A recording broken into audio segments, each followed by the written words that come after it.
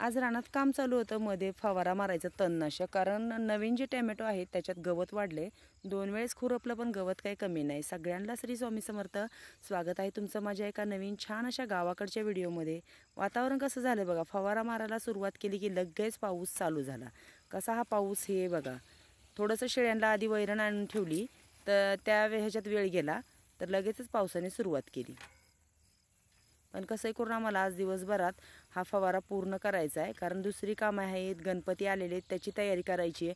मग ह्याच्यातच आमचा 8 दिवस जाणार. मग हे गवत काय होणार, मोठं झालं की मग नंतर खुरपूनच काढावं लागणार आहे. बघा केवढं गवत आत्ताच मोठं झालं आहे. मागे 2 वेळेस खुरपून झालेलं आहे, पण भोदावर गवत नाही आहे, गवत आहे मध्ये. आणि टोमॅटो पण आता 1-2 आठवड्यात म्हणजे होतील, मोठी झालेली आहेत पण लाल झाली नाही आहेत अजून. मग लवकरच टोमॅटो पण येतील काढायला.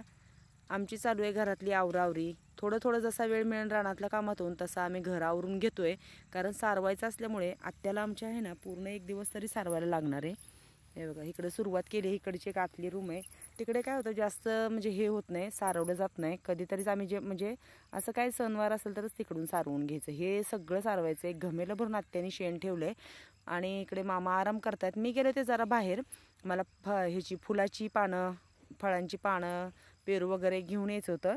हरतालिकेची पूजा मांडायची, त्याच्यासाठी मला सामान घेऊन यायचं होतं. मी गेले ते बाहेर. तोपर्यंत आत्यांचं काम चालू होतं सारवायचं. आणि आल्यानंतर पूजा वगैरे दोघीने मांडली, उपवासाचं खाल्लं आणि मी शेळ्यांना पाणी दाखवलं आणि वैरण टाकायची पाणी भरून ठेवलं. पाणी दाखवलं कारण भुसकट आणि ऊन असल्यामुळे शेळ्या सगळ्याच पाणी पिल्यात. आणि जी काय आम्ही शेवरी आणली होती ती शेळ्यांना टाकली. शेवरीचं कसं होतं, शेवरीची वैरण आता ही शेवरी टाकली, खाऊन झाली की लगेचच त्याच्या काट्या गोळा करायच्या, बाहेर टाकायच्या आणि मग दुसरी शेवरी टाकायची. नाहीतर काय होतं, सगळा गोंधळ होतो, खूप आतमध्ये राडाराडा होतो. पाहुणे आलेत आमच्याकडे, चहा ठेवलाय त्यांच्यासाठी चुलीवर असा मस्त. पाहुणे कोण आलेत तर मामांची बहीण, मेहुणे, त्यांना बघण्यासाठी आलेले, त्यांचा नातू, असे 3 मिळून आलेले आहेत. त्यांच्यासाठी मी ठेवलेला आहे चुलीवर मस्त असा चहा. ऊन खूप झाले, आत्ताच आलेत ते. बरेच दिवस झालं येईन म्हणण्यात, ते काय आले नव्हते. मामा आराम करत होते. हे बघा, ही आहे आमच्या मामांची बहीण, मस्त अशी इरकल साडी वगैरे घातलेली आहे. तर आमच्या मामांना 4 बहिणी आहेत. आत्ता सध्या 2 आहेत, 2 गेल्या म्हणजे त्या नाही आहेत. आणि संध्याकाळच्या जेवणात बनवणार आहे मी छान अशी ह्याची भाजी, तांदूळचा भाजी. भाकरी झालेत बनवून, चालू आहेत माझ्या भाकरी. हे बघा. आणि आता काय करणार, थोडं शेंगा भाजते आणि नंतर मग ही भाजी जी आहे लसूणची फोडणी घालून भाजी बनवते. तर आमच्या टोमॅटोमध्ये ही भाजी होती, मामांनी काढून आणली. मागे जेव्हा टोमॅटोची खुरपणी चालू होती तेव्हा आम्ही ही सारखी भाजी आणायचो. किती सुंदर फ्रेश अशी भाजी आहे.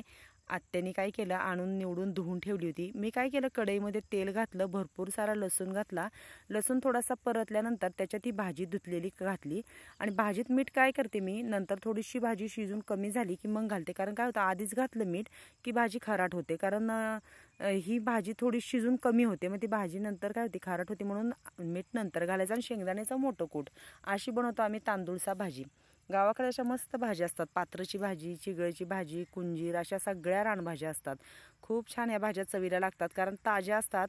आणायच्या, धुवायच्या आणि बनवायच्या. छान तयार झालेली आहे चुलीवरची मस्त तांदूळचा भाजी. कशी वाटली आमची चुलीवरची भाजी ते मला कमेंटमध्ये नक्की सांगा. सगळ्यांना आता जेवायला वाढते, तयारी केली आहे. रानातली काकडी, मुळे असं चिरून घेतलेले,